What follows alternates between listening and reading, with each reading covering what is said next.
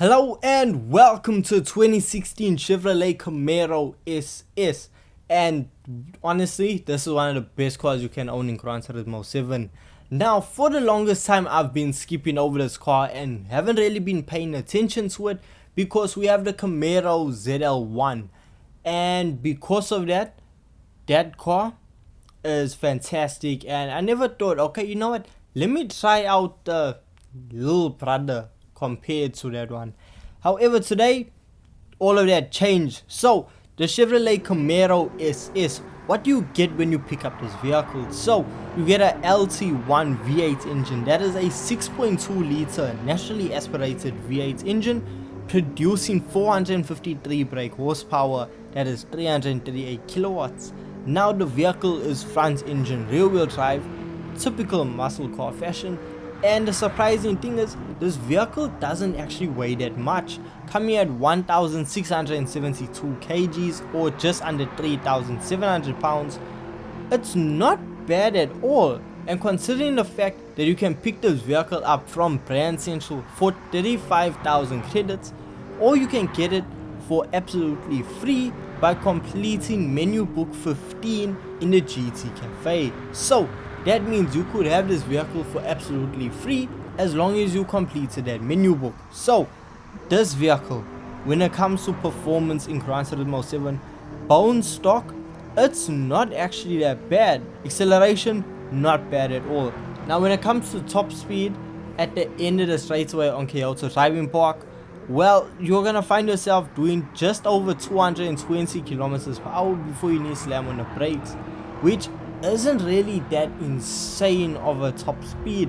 I mean, we saw the Lexus RCF do a lot better bone stock. So overall, with handling, the vehicle does like to slip out every now and then. The brakes are really good. It stops you at a relatively good pace. At no point in time that I think, okay, you know what, we aren't slowing down fast enough. The braking system on the Camaro SS is really good. So overall, out of 10, I'm gonna say it's a solid 6.5, 7 out of 10, because it does what it needs to do. For 35,000 credits, you're getting way more than you should. For 35,000 credits, you are purchasing a really good vehicle. Now around Kyoto Driving Park, with the vehicle being bone stock, you're gonna be setting lap times around the 1 minute 51 second mark, which, okay, look, it's not insanely fast, it's not the fastest thing out there. However, it does set very consistent lap times. So once you jump into a vehicle, it's very easy to pick up on how the vehicle handles, how you need to take corners, and you don't really have to adapt too much to the car. The car will adapt to you. Whether you want to go sliding through corners, whether you want to set fast lap times, it's completely up to you, and the car will listen to you 100% of the time. Now let's just say you aren't fully sold on the overall performance of this Camaro. So now if you head on over to the tuning shop, you're gonna be spending a lot of money. This vehicle has ultimate parts, so you, in a way, you're spending a lot but also saving.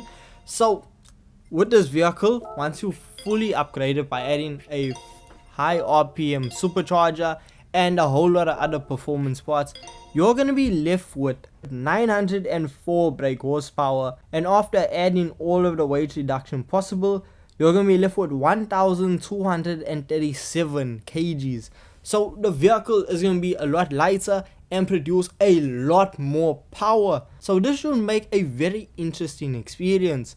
Now if we head on over to GT Auto, we see that we have one option for a front lip, we have one option for a side skirt, one option for a rear diffuser, as well as a wingless option, as well as a custom wing option for the Camaro SS. So on the visual customization side, it's bland. You don't really get much, but I mean, it's Gran Turismo 7. When do you ever get a lot of customization? So you can either add those parts on and create your own livery, or just be like me, head on over to Showcase and pick a livery that just tickles your fancy. So after finding and just upgrading the overall look of the vehicle, it's time to head out back onto circuit. So now the vehicle with with it being on racing soft tires, maxed out downforce, you're gonna see the vehicle be at a performance points level of 795.25, and this is without a wide body being applied to this vehicle. So yes, it's extremely close to 800 mark, and to be honest with you, I think it's because of the amount of downforce that this vehicle produces. We see 340 downforce in the rear and 220 in the front, which isn't too bad for a road car. Honestly, it's an amazing driving experience. The amount of power and the way it gets laid on, it honestly just feels like you just keep surging forward. You never feel like you get out of a power band or it starts just dipping. It just feels like the car just wants to keep going and going and going. And by the end of the main straightaway around Kyoto Driving Park, you're gonna find yourself traveling at over 295 kilometers per hour. If you push it a bit longer, you will go over 300 kilometers per hour before you need to slam on the brakes to make it around the corner. And when you go around that long sweeping first corner, the car is completely planted. Now yes, if you got no differential in it or tuned it to your liking, the car is gonna be a bit sketchy, but not to a point where it's a real cause for concern. If you're able to just control the way you exit corners, this car is gonna set blistering lap times around Kyoto Driving Park. This car set lap times around the 1 minute 31 second mark. I'm telling you, with a bit more practice and nailing the tune perfectly, you can sit under 1 minute 30 seconds with this Camaro. And considering the fact that that's only really possible in some of the best supercars in the game, is quite an accomplishment.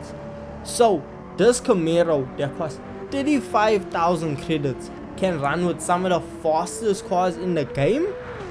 That's just honestly absurd. I never thought I would have said it. So if you haven't tried out this Camaro, you have to.